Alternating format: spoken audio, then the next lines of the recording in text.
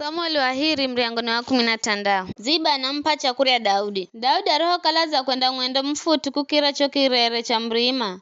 Lolotongana na Ziba muhumikiwa Mefibosheti na yewere ananzo wahiri mazohandikwa magunia na mazopakiwa mikahe magana mairi vinologana mwenga cha zabibu mbifu matunda gana mwenga ga wakati wa zua na kiriba cha divine. Ye mtawala akimuza Ziba kimwamba, ni kwani unuzire na vitu vino? Ziba akimzigiza kiamba, anzo weni kwa utu wa Adamu, amtawali makwere. Mikahe na matunda gazuwe ni chakula cha vijana.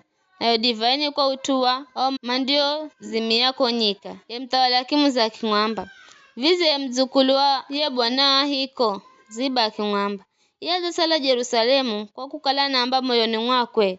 Rero nyumba ya Israeli ndani ujira utawali wa tawe. Gonye mtawala akimwamba Ziba, kila kitu cha Mefibosheti vivi beni chako. Ziba akimwamba, ninakuzamira bwana wangu mtawali, na mina kuvoya nikubalike matoni mwako. Mtawali Daudi roho kala na dhana mzi wa Bahurimu, hakiza mtua luko lolungwenga na saole efae Shimei, mwana wa Gera, akimbola kunu analani. Akimtuha mawe Daudi na humikie, vikara tuosi na mashujaa osi were maluhando lo mkono wa kura na mkono wa kumosu wa Daudi. Shimei roho kala akimlani na kimwamba Daudi, hedu ukahano, webe umwalagi, umutu asiyefaa kitu. Wanaza kurihiza kwa utu wa wo mlazo wosi, roho umwaga wa Adamu wa Sauli. Ariye uwe wahala hatue here mtawali. Wanaza mpa mwana wa Absalomu wo utawali. Lola vikara wo utabuni kwa kukala umwalagi. Bae bishei mwana Zeruya ya kimwamba mtawali, ni kwani ni yuno kura kufa wakula niwe bwana wangu mtawali? Ni paruhusa ni mwendere na minda mtosa chokitsa. Le mtawala kimwamba, vina muhusu no nini anazeruia. Kala analani kwa kukala bwana wa mwamba mlani Daudi, ni anadima kumuza unahenda vino kwa noni. Gonya Daudi akimwamba bishai na humikie osi, kala mwanangu mwenye tu wakumjalana malakuna laga. Eseze yuno mtu ambare ya Benjamini, mtu ye mricheni alani wakukala zamboni bwana hende vishu. Ni kwenda ye bwana kaona mashaka gangu na akaniriha mazo kwa utuwalana